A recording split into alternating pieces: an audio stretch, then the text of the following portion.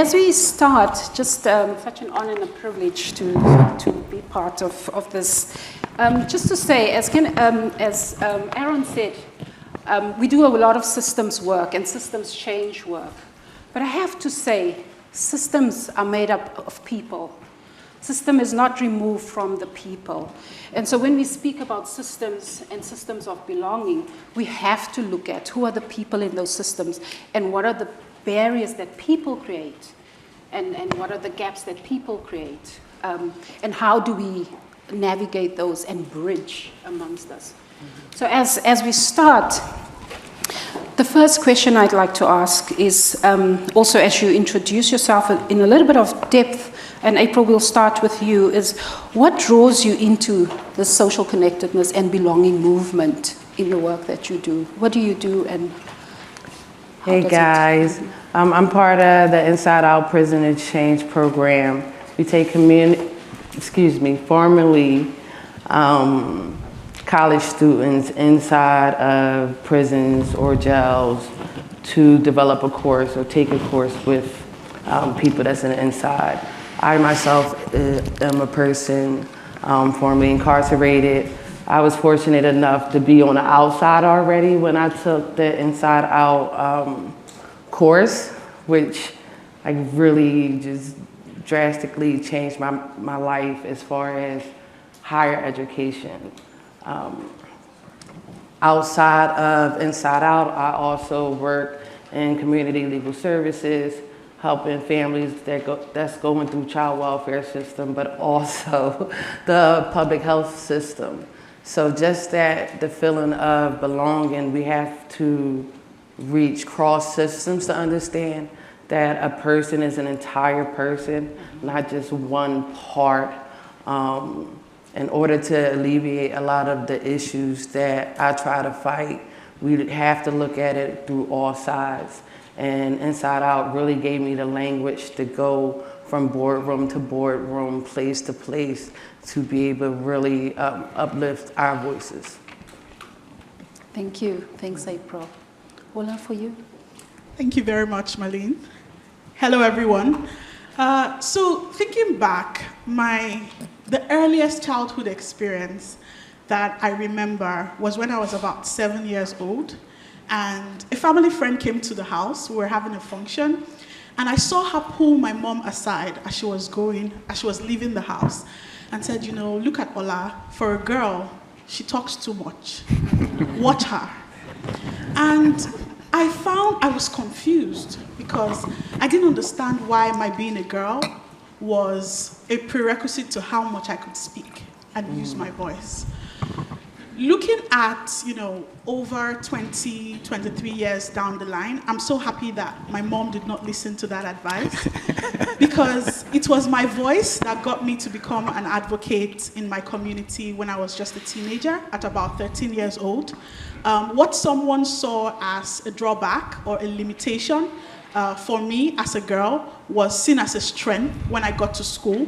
And I started to advocate for children and more among girls, girls' rights, advocating on girls' rights in my community back in Lagos, Nigeria.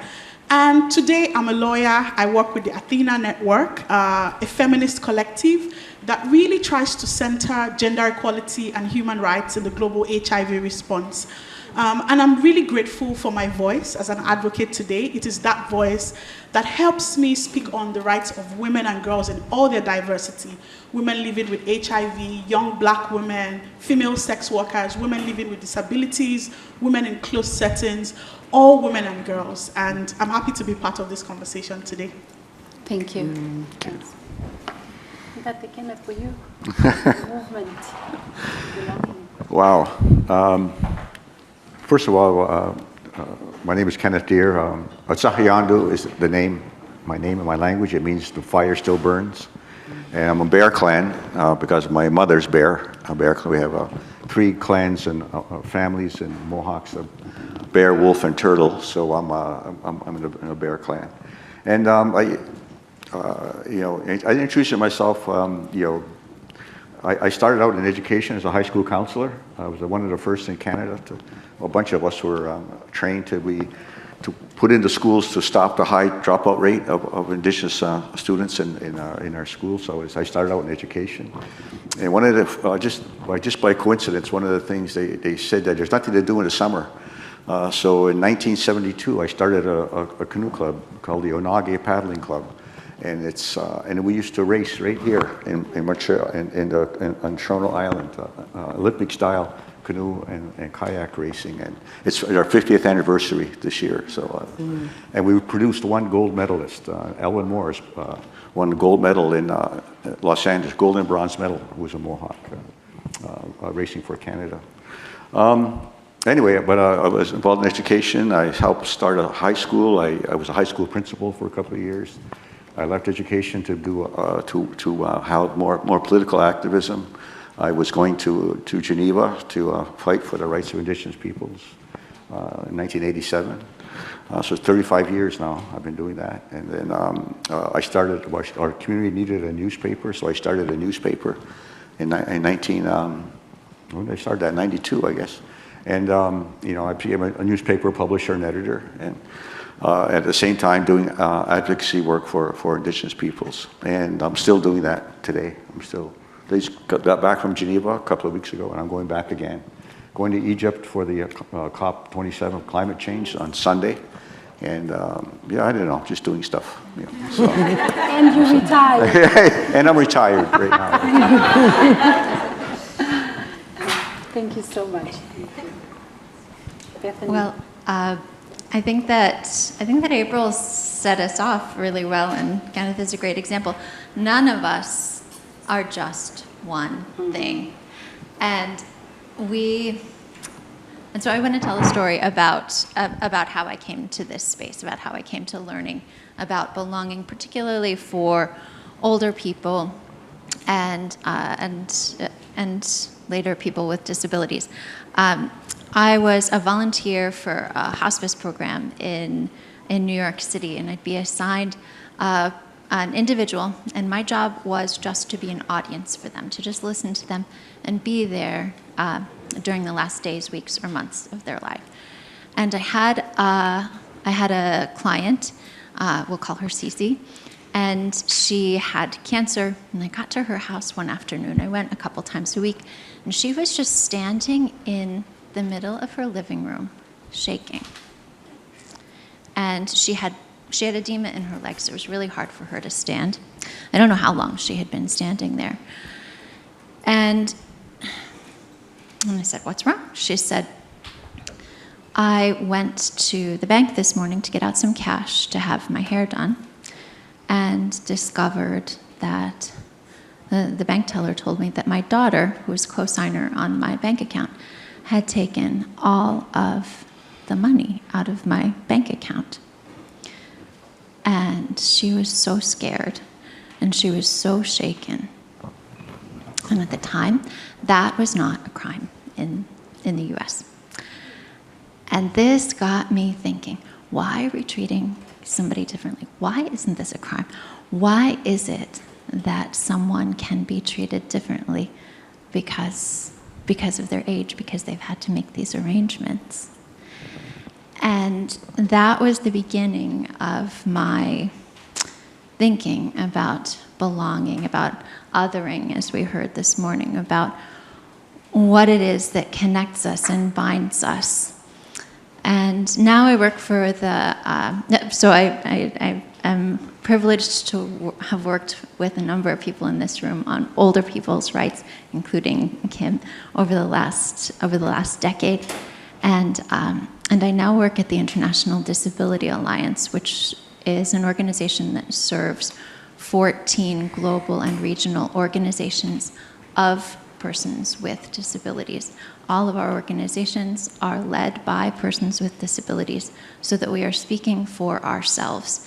And so I think, when I think about belonging, I'm also thinking about voice. I'm thinking about us being able to speak for ourselves.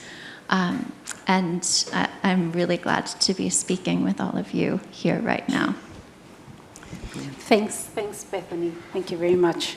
So when we think about systems of belonging, I'm curious, what are some of the barriers and the gaps that you see within those systems? And can you tell us about your focus to address those barriers and gaps based on what communities need? Any one of you can start. I'm looking at April. Well, I speak a lot for my community. The community that I'm from is highly impoverished. That's why I talk about the cross systems and the correlations between systems. Not only do a family have to worry about not having the basic needs, not having tangible resources, unstructured housing, child welfare, not having good schools, asbestos in schools, not having to be afforded proper education. And we know with those things, the outcomes are horrible. To have to like live through that and say, like, my first time taking the Inside Out course, that was my first experience of higher education. And what it did, you know, I'm like, can I really hold my own in you know, with college students? Yeah. Like, I just got my high school diploma back in 2019. Yeah. So I'm like, can I really like do this? But it wasn't a course that put people together and say, let's study incarceration, let's study you. Let me hear about your experiences. No, how can we develop on our experiences? How can we push for change right where we're at? How can we have dialogue that's often uncomfortable? That normal communities, you don't get together and say, hey, let's have this like really intense dialogue about the harms that we as individuals are causing. Let's implement that accountability and self-accountability as we develop this course and go through this course. And for me, it just really allowed me to understand the correlations. Because I know I grew up poor. I know my first time committing crime was to steal food, right? And automatically you think, oh, you're a horrible person. You're like moral deficiencies and all of these different things, all the othering. Funny story, I went through a whole lot just to get into Canada, right? And I'm like, here we are talking about systems of belonging and trying to figure out like, where do we belong in that connectedness, right? Mm-hmm. And like, when I say I went through a whole lot to get into Canada, I went through a whole lot to get into Canada. Nothing to say, you know, against Canada, but as a, you know, formerly incarcerated person, you're met with that stigma. As a Black woman, I'm met with that stigma. As an outspoken woman, I'm met with that stigma. If I get too upset or angry, I'm now an angry Black woman that's met with that stigma. But it's important for me to help to develop those type of spaces where you can be authentically yourself. Mm-hmm. You know, no puns intended. You don't have to hold anything back. And we really can come together and just realize each other's humanness in those conversations. You know, you have college students that's like, oh, me too. You're like, yeah, me too. And we really develop bonds. Like, I'm still connected with a lot of the students and the founder of the program. But it's phenomenal. I don't know if I answered your question or not. That was great. And thanks for sharing your story, both personal and your lived experience too. Mm-hmm. Thanks. There's so many intersectionalities and layers of who we are as people.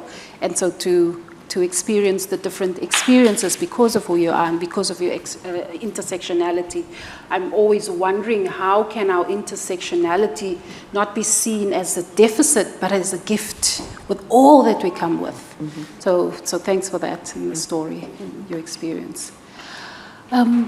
For you, Ola, in terms of the challenges that you see and the barriers and the gaps? Yeah, thank you, Marlene, and thank you, April. It was so good to listen to them. First of all, I think that one area that we continue to see gaps is in policy.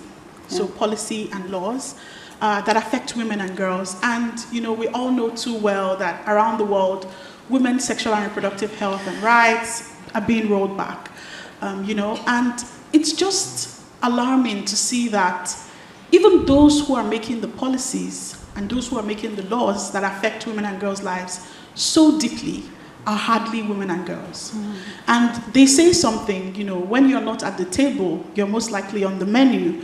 And one thing that we like to, and, you know, it's time that, you know, we all address that and ensure that we have more women and girls' voices, particularly young women, women of color represented at the table when all these policies are being made. And that's why at ATHENA, we have a flagship project known as the What Girls Want program. And we work in 10 Eastern and Southern African countries where we have 10 focal points, young women in all their diversity, advocates on women's rights, some of them living with HIV, some of them living with disabilities, some of them from rural communities, who were providing accompaniment in terms of financial resources, trainings, opportunities at high-level advocacy spaces so that their voices can be heard on these issues.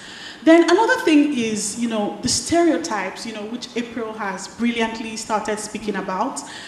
You know, it's a double jeopardy to be a woman, a black woman, a woman living with HIV, a woman who is poor. It's like double, triple, quadruple jeopardies, you know?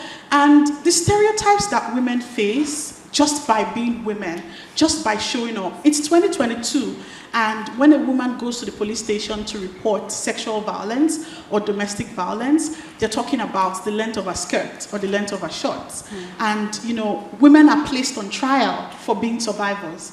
And these are some of the things that we work with the young women across Africa to address through our What Girls Want program. And then finally, I have to speak about resources. There's a saying back at home that, you know, a tasty meal or a tasty soup is not an accident. It's the evidence or the outcome of money well spent. And so we can't shy away from what money means and what money represents in our movement. When we're talking about belonging and we're talking about, you know, women being at the table, women's rights being protected, we also have to put our money where our mouth is. Across the world, there's research that there's less than 1% of development assistance that goes to women's rights organizations, both from, you know, multilateral institutions and from foundations.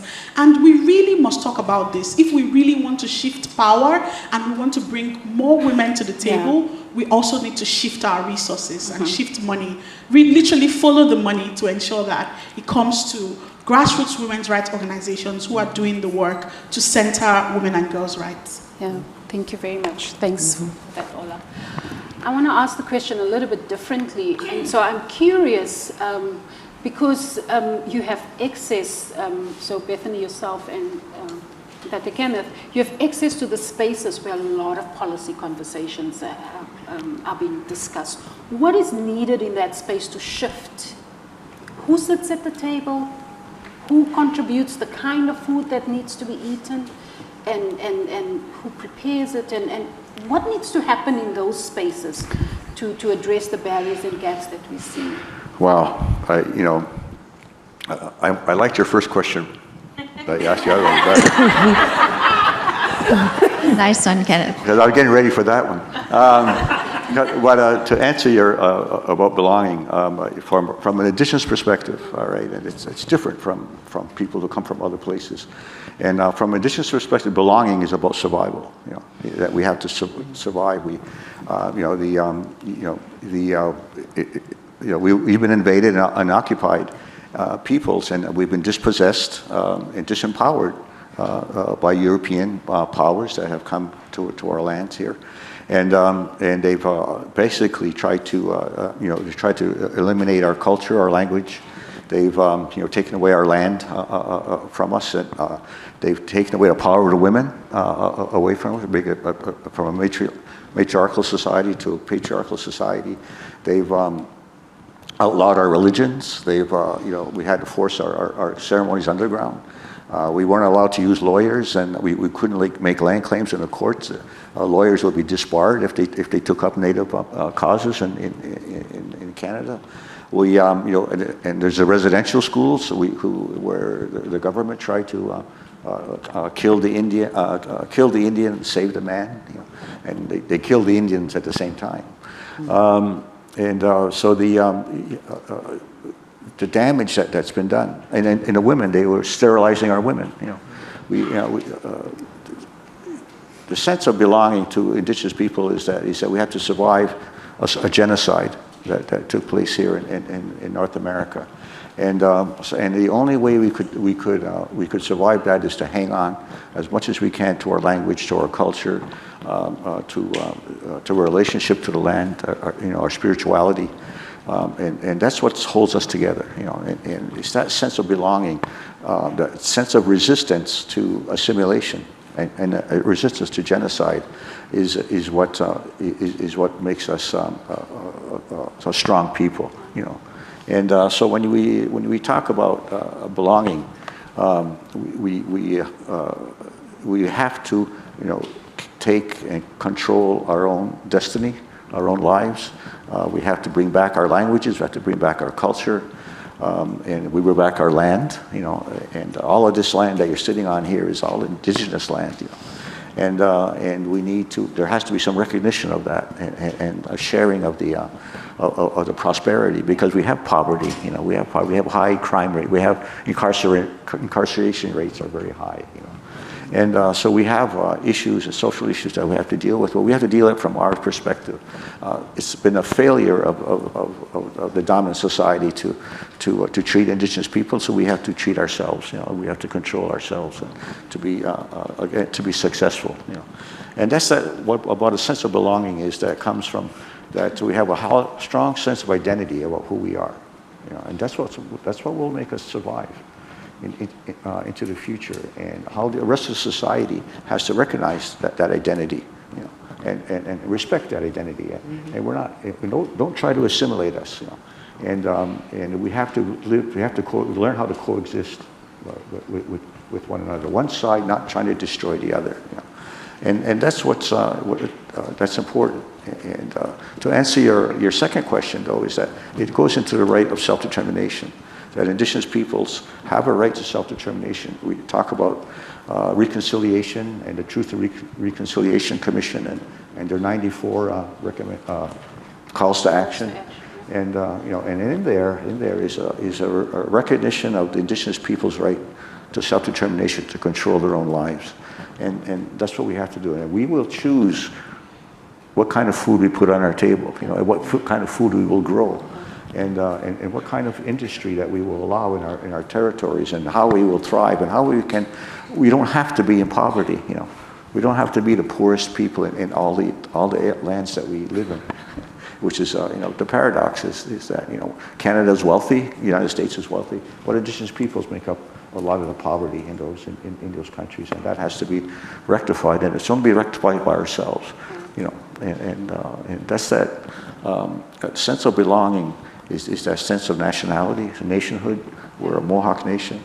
We have a matrilineal society. Women have to, assert their authority that they used to have, and that's what that brought us up from centuries of existence before the European contact, and that's what we have to go back to again today, is to bring back all of that language and culture too, and that's our survival, and that's our belonging, and I hope everybody can respect that. Thank you so much. Thank you. And just to say, I think in this moment, there's I think it's so visceral in terms of what's happening the last few years in terms of we spoke about it last night, the children, the acknowledgement of what has been done to the children, the Indigenous children, and the notion of I am going to say it, the notion of graves of children and now being found and unearthed. It's the story that's been missing, has been hidden, hasn't been told, and that story is coming out. And so the notion of truth, living out truth, and our stories coming out, and once it's heard, it cannot be unheard, and it cannot be unseen. And in this moment, it is, as you say, us telling our stories and showing up with our stories, and those stories being addressed. And then we spoke about the acknowledgement of those stories and not the denial of it. So thanks for also sharing your perspectives on it. Thank you. Bethany. Thanks, Marlene. And thank you, Kenneth. What does it take to have access to the table, you asked. And I think that idea of what's missing is also a really important question to be asking. From a disability rights perspective, we talk a lot about accessibility. We have a ramp to get up here to the stage, and that is great. We have ways to make things more accessible for everyone. And if people are not able to roll themselves up to the table, they won't be there. So accessibility is a crucial component. Why do we talk so much about accessibility? Where does this come from? Part of it comes from activism that has been going on for decades and decades and decades. And part of it comes from a much more recent development, the Convention on the Rights of Persons with Disabilities. And this never would have happened without connection, without social connection, because it's a convention that takes groups, that had to take groups with a lot of different identities, coming from a lot of different perspectives, to all come together and say, we have a solidarity with each other, and we have a connection with each other, and we are not going to let people who are blind be pitted against people who are deaf, be pitted against people who are deaf-blind, be pitted against people who have intellectual disabilities. No, we exist together, and we are going to fight together for a world that includes all of us. And in doing that, one of my favorite things in this convention is the right to live independently in the community on an equal basis with others. And that right means that we all have the right to give something. We all have the right to share our gifts, as others have said. We all have the right to live with our families, where we choose, with whom we choose, and to have services that are accessible so that we can have support to do that. And there are a lot of older people in the world that have disabilities, that use these services, that need these services, that rely on these services, and there is not that sense that they belong in the community right now. There is a sense that somehow they're different, that somehow it's okay for them to be living in an institution. You know what living in an institution means? It means that you don't get to choose when you wake up. It means that you don't get to choose who touches your body to help you with the most intimate parts of your day. It means that somebody else gets to decide when you can see your family and friends. And it takes away our personhood. It takes away our connection. It takes away our ability to have that reciprocity that we all need to live together in community. And so one of the things that we work on together here, and with many of you in the room, is, we were talking about it earlier today, is the potential for a convention on the rights of persons with, a convention on the rights of older persons. And one of the ways that we get to that idea is because we have these rights that we see are not being fully implemented for older persons. And I have the imagination. I have a vision of a world where people of all ages can have the support that they need to be connected to each other, and that's going to be better for all of us. We just don't have it yet.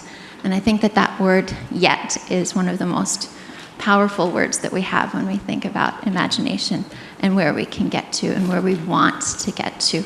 And we all get to decide that together, which is why these sorts of conversations are so important. Thanks.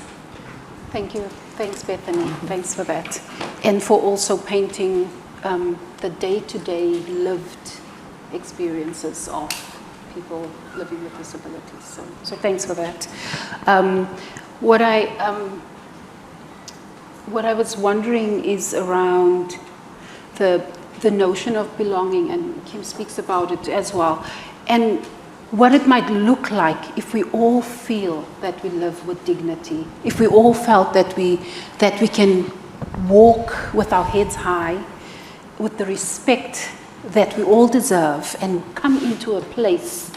Last night, Jennifer spoke about welcoming, where you feel welcome irrespective of who you are. And imagine that. And I think the call to action is that imagination and dreaming into what it might look like if we could all just be. And that sense of freedom of just being. I hear you breathe, and I feel like I need to breathe into it, and just the notion of being, whether because of the color of our skin, our histories, our abilities, we can just walk in and be. So imagine that. And so my next question is around imagination and action. And when we think about those that we are supporting, what's our hopes and our dreams for those that we are supporting? And how do we imagine what it might look like if the people that we work for, the people we work with, and our experiences are around this vision of beauty that we see? What does that look like? What might it look like for us? Whoever wants to start first. And dream into that. Just before you speak, April, I feel like when I think about early on about imagination, I was like, when last did I dream and truly take the time to dream and envision? Because often when we dream, we also put intention out in terms of what we want to see. And I think this gathering is an invitation to dream into, envision, imagine what it might look like. So just briefly for you, each of you, what does that look like? Is it all right? Is it all right for me to start?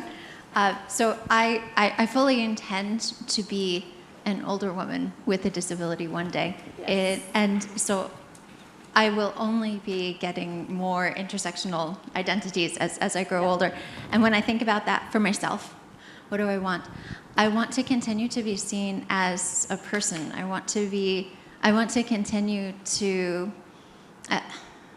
have my worth recognized, to have what I have to offer accepted and not discounted because of what somebody else decided to see of me and who I am. And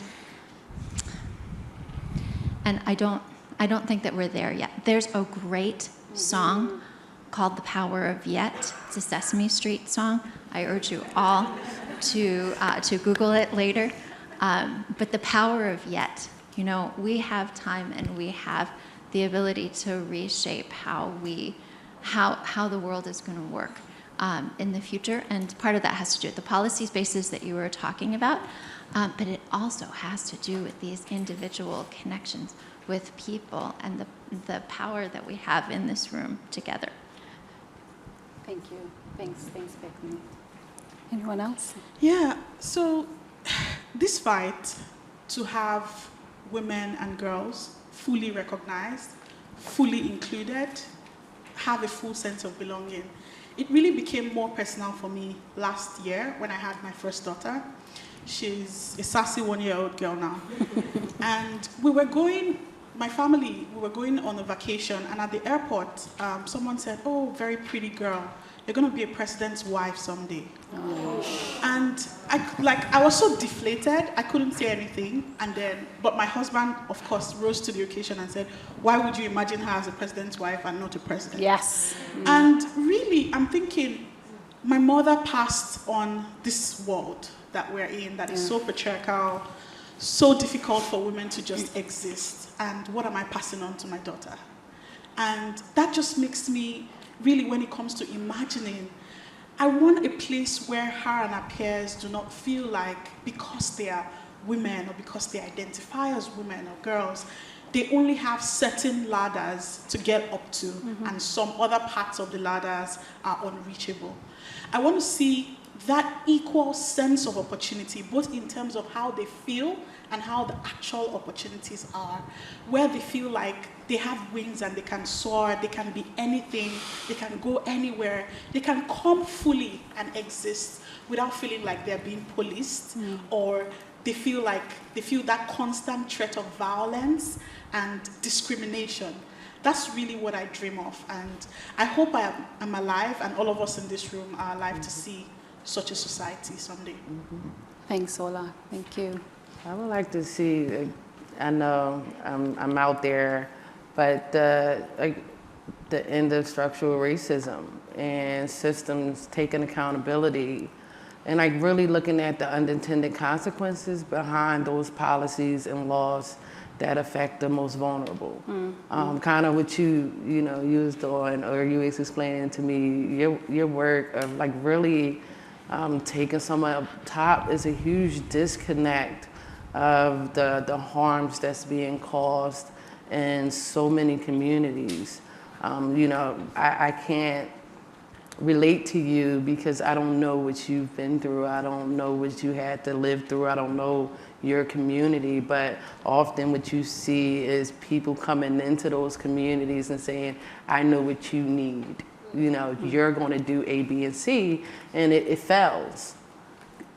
Or it has those unintended consequences that I see in my work of like a massive amount of children being taken, a massive amount of people being incarcerated. We have to like step back and really look at that, like those unintended consequences, and where did these policies come from? Was it from a place of racism? Was it from that place? And who is perpetuating that racism to continue to put people in those situations?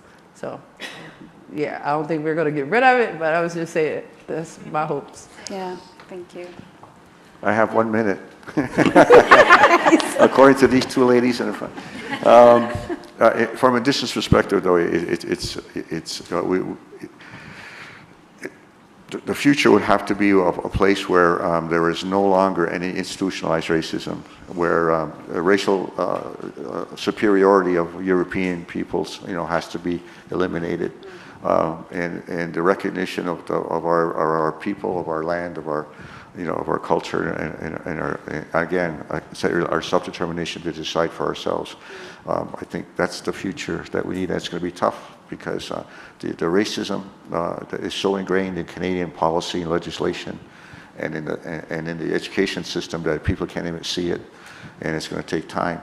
But we hope that sometime in the future that people will understand that the fundamental relationship between Canadians or others with the Indigenous peoples are flawed, and those flaws have to be removed. And that's going to be tough. It's going to take long, but I think we can. I think it can be accomplished. Yeah, thank you so much. Thanks, and I think the call is to shift individually and collectively to understanding perspectives and moving in action together. So with that, I'm going to open the floor for some questions from the wisdom in the room and your curiosity. So please feel free if anyone has a question. I think we have some lapel mics. Some mics. Roving mics. There's a hand here. Yeah. Yeah, please. It's because it's being recorded. Hello. Okay. Hi. This is going to be really intense. It might not be a question. I am Anishinaabe. I am non-binary. I'm a young parent, single parent. My babies are at the hotel right now. You're all very knowledgeable. Everybody in this room is very intelligent and has so much life experience. And what I want to bring to the world is my truth. And my truth is the acknowledgement that colonialism is intentional, the harm is intentional. And if we're talking about imagining or envisioning systems and intention setting, for me, the biggest question is, where are the children in the room right now? Where are my babies? Why aren't they a part of these conversations? Why are we in this big fancy room and I could see the CN Tower? Realistically speaking, I'm a grassroots activist, I'm an advocate, and I'm very cynical. I don't have a lot of, I live in survival mode every day. Just like so many of us, especially Ola, I really have appreciated hearing you speak, especially. Do you really believe that we can dismantle these systems while still existing within them? Because we're here right now and we're kind of hypocritical, to be honest. Mm. And it's not to say that it's not possible, right? Because that's the whole thing, and that's my thing, is generationally, intergenerational work, and that calculated harm requires calculated love. And I really don't. For me, I'm not going to imagine and envision, because that's not my job. That's not the world that I'm going to live in, so that's not my job to decide for my children or great-grandchildren. So I guess it's more of a reflection, taking in everything that you have all said, but from a place of truth and authenticity, as that child who once was not able to fully advocate and understand. Do you, truly believe? I don't know. It's open-ended. I think 100%. If I may? Yeah, please. 100%, because I used to sit before all of this work, before me coming to this stage. I often sat in a house and looked at the disparities, looked at what was going on in my community, looked at all those touch points that I was literally living through. Compounded trauma, the trauma of living in the projects, the trauma of knowing what it feels like to starve. And oftentimes, we forget that us as individuals, we do hold power. So for me, instead of me sitting there, something ended up clicking. Instead of me sitting there okay, this needs to change, this needs to change, you can create your own seat at the table.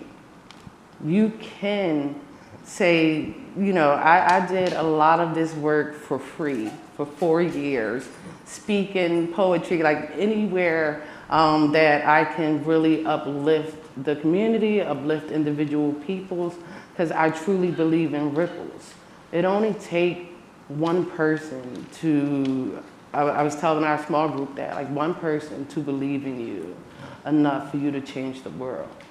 And that ripple, that one individual that you connect to, that one person that you inspire or uplift, you in turn have changed their world, so forth, so on. So it's inevitable. We're sitting here having conversations like this for the first time in a long time. Right? We're talking about racism and the humanness and the connectedness.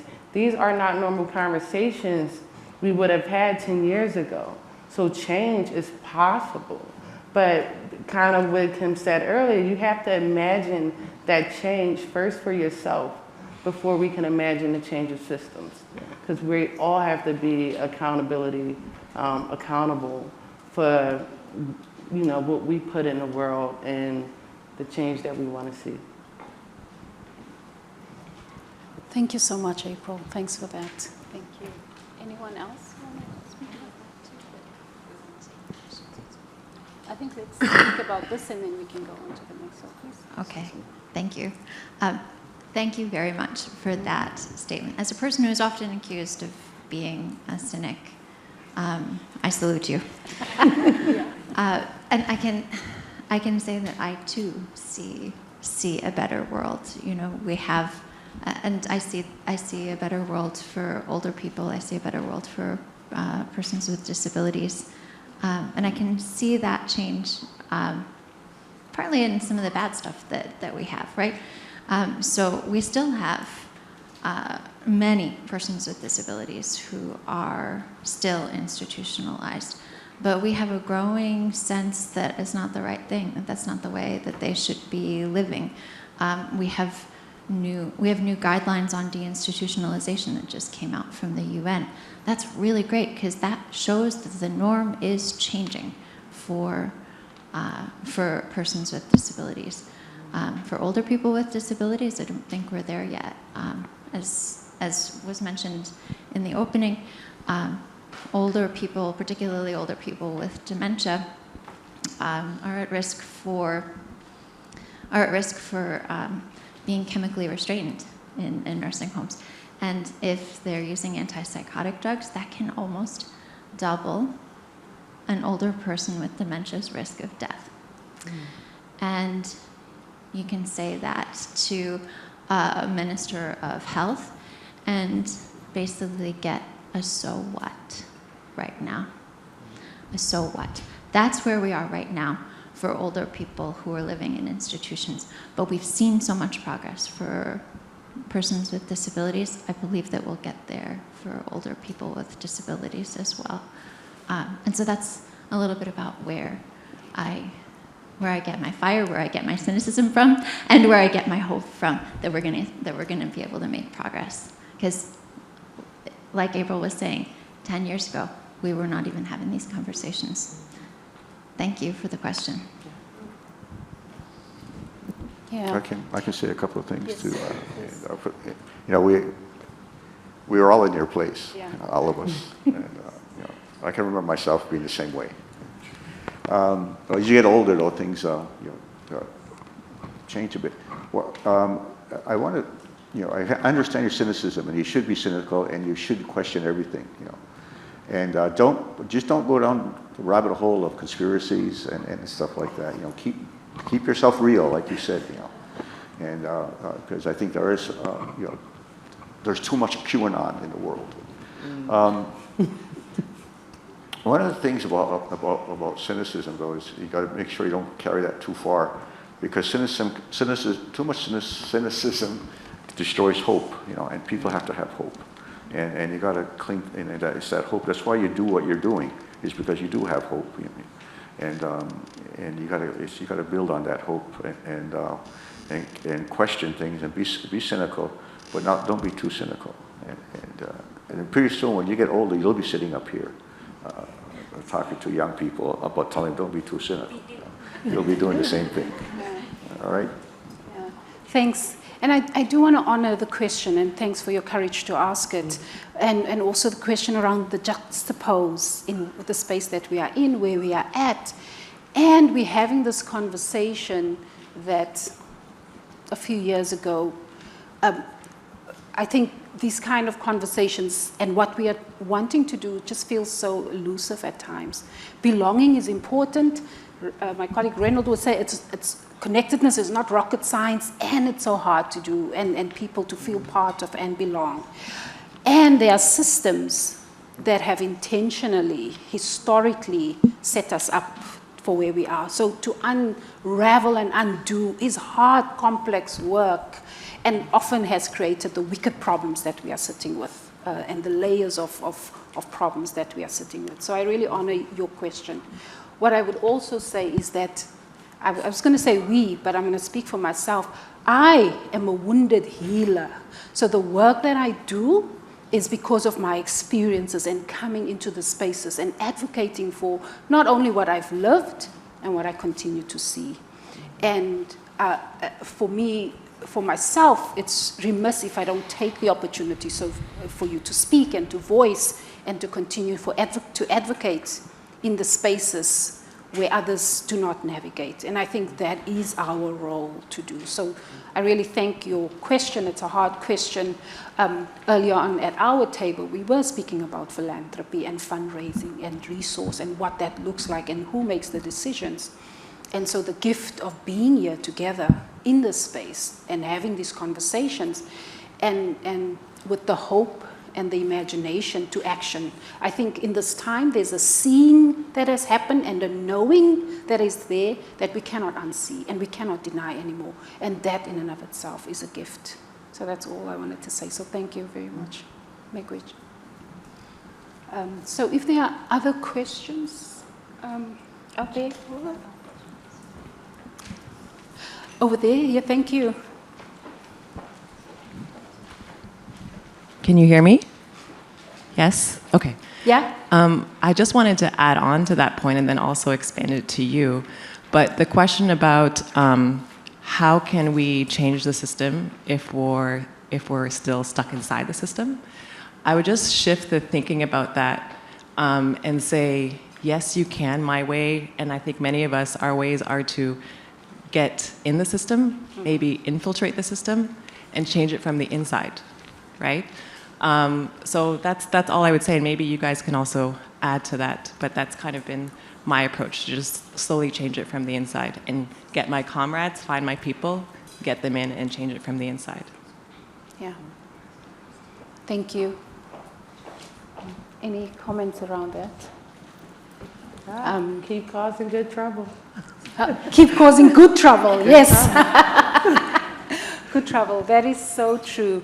But also one of the things about systems is we have to shift from the ego system to the ecosystem. And what is the ecosystems that we want to change? And as I said earlier on, people make up the systems. So it's one person at a time to see, to learn, to see perspectives from others, not from a high tower, but really to journey with and walk in the shoes of. It's cliche and it's the truth. Otherwise, if we continue to stay in our corners, we're not gonna. We have to disrupt the system, and it is from inside. And with a lot of self-care for self, if we are the healers who are being called to do the work, how do we do it for ourselves and for others? And so I'm just wondering if there's any wrap-up comments that you want to make, or a last question. I think it was triggered by her question, their question, sorry, a very brilliant question. Thank you very much. You got me thinking a lot. And I would say we also need to create space for joy. As much as we're committed to improving belonging, championing inclusion, we also have to recognize that we have some small wins, like everyone else has said. Sometimes you have to look for them, but it's the small waves of progress that come together to make the big bang. So we have to look for the little wins, we have to celebrate them, highlight them, and somehow derive joy from that and hope as well. Thank you. Thanks, Ola. Thank you very much. To build on that, you have a sense of humor. And a sense of humor is what gets us through those toughest times.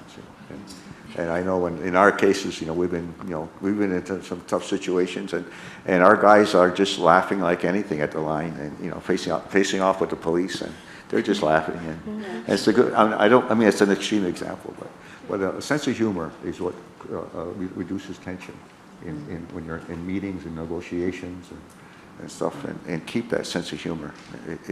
It'll help you survive. Yeah, thank you. There is joy to be found in making good trouble. Yeah. Well said.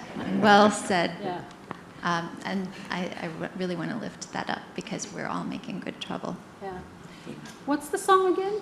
The Sesame Seed song? Oh, The Power of Yet. If you haven't written it down, write it down. I know that there are some parents in the room that have heard this. It's a total earwig. I'm sorry, it's going to be in your head for days, but it's a good thing. Caroline, are you listening? Is it on the playlist? Yeah. So with that, if there's no other questions or comments, there's a hand. Look at these two looking at me. One last hand. Yeah, I would just like to add on to the other comments. Yeah, considering, I guess, that effort to change systems from within have within current systems have failed and led to disappointment or despair, like what do you think of, I guess, like extra systems, like mechanisms outside the system, say like mutual aid networks, or like the Occupy movement where they provided services that the state couldn't provide, or like labor unionization efforts? Like, what do you think of their potential to bring about belonging? And do you want to speak about that, Ola, since you work in networks, just quickly? Well, I would say that. Why the networks? I mean, it's contextual. You know, some methods work in some settings better than others. What I would say is identify what your context is. Yeah. Learn from, you know, advocates who have been in the space longer than you, what methods have worked. Sometimes, you know, unruly activism does it. Sometimes you just need a seat across the table and a cup of coffee. So identify what works best in your context. Yeah, great, thank you. And so with that, just thank you so much. I know there's going to be cross-collaboration and working with each other in the space. And just to say thanks for the questions and for listening to us and our stories. And a great panel, such an honor and privilege. And thank you, Kim, for having us here to talk about this. So with that, thank you.